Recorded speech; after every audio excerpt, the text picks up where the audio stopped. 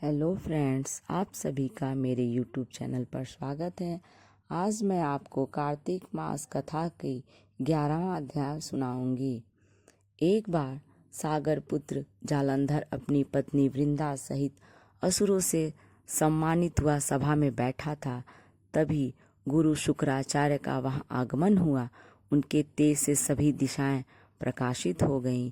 गुरु शुक्राचार्य को आता देखकर सागर पुत्र जालंधर ने असुरों सहित उठकर बड़े आदर से उनको प्रणाम किया। गुरु शुक्राचार्य ने उन सबको आशीर्वाद दिया। फिर जालंधर ने उन्हें एक दिव्य आसन पर बैठाकर स्वयं भी आसन ग्रहण किया और फिर सागर पुत्र जालंधर ने उनको विनम्रता पूर्वक कहा, हे गुरु जी, आप हमें यह बताने की कृपा करें कि राहु का सिर किसने काटा था। इस पर दैत्य गुरु शुक्राचार्य ने विरोचन पुत्र हिरण्यकश्यपु और उसके धर्मात्मा पौत्र का परिचय देकर देवताओं और असुरों द्वारा समुद्र मंथन की कथा संक्षेप में सुनाते हुए बताया कि जब समुद्र से अमृत निकला तो उस समय देव रूप बनाकर राहु भी पीने बैठ गया। इस पर इंद्र के पक्षपाती भगवान विष्णु ने राहु का सिर काट डाला। अपने गुरु के मुख से इस प्रकार के वचन सुनकर जालंधर के क्रोध की सीमा न रही। उसके नेत्र लाल हो गए। फिर और उसने अपने धस्मर नामक दूत को बुलाया और उसे शुक्राचार्य द्वारा सुनाया गया वृत्तांत कहा। तत्पश्चात उसने धस्मर को आज्ञा दी कि तुम शीघ्र ही इंद्रपुरी में जाकर इंद्र को मेरी शरण में ले आओ। धस्मर जालंधर का बहुत ही आज्ञाकारी एवं निपुण दूत था। वह जल्द ही इंद्र की सुधर्मा नामक सभा में जा पहुंचा और जालंधर के शब्दों में इंद्र से बोला, हे देवता धाम, तुमने समुद्र का मंथन क्यों किया और मेरे पिता के समस्त रत्नों को क्यों ले लिया? ऐसा करके तुमने अच्छा नहीं किया। यदि तू अपना भला चाहता है तो उन सब रत्नों एवं देवताओं सहित मेरी शरण में आ जा, अन्यथा मैं तेरे राज्य को ध्वंस कर दूंगा। इसमें कुछ भी मिथ्या नहीं है। इंद्र बहुत ही विस्मित हुआ और कहने लगा, पहले मेरे भय से सागर ने सब पर्वतों को अपनी कुक्षी में क्यों स्थान दिया और उसने मेरे शत्रु दैत्यों की क्यों रक्षा की? इसी कारण मैंने उनके सब रत्न हरण किए हैं। मेरा द्रोही सुखी नहीं रह सकता, इसमें संदेह नहीं है।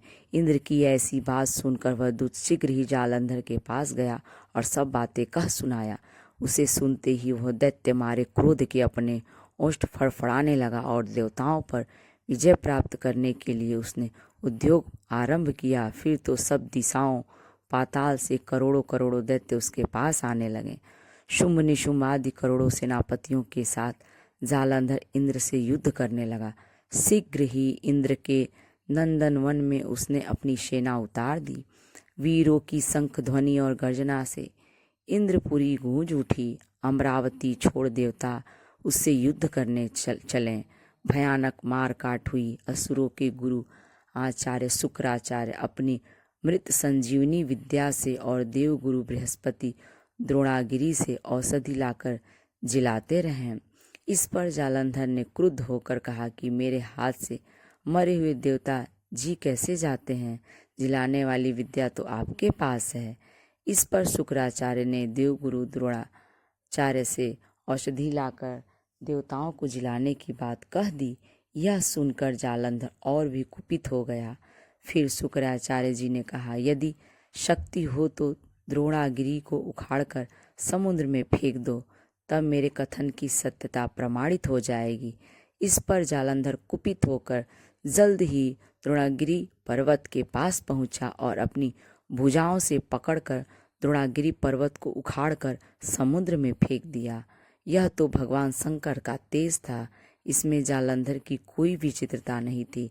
तत्पश्चात यह सागर पुत्र युद्ध भूमि में आकर बड़े तीव्र गति से देवताओं का संहार करने लगा। जब द्रोणाचार्य जी औषधि लेने गए तो द्रोणाचल को उखड़ा हुआ शून्य पाया। वह भयभीत हो देवताओं के पास आए और कहा कि युद्ध बंद कर दो, जालंधर को अब नहीं जीत सकोगे।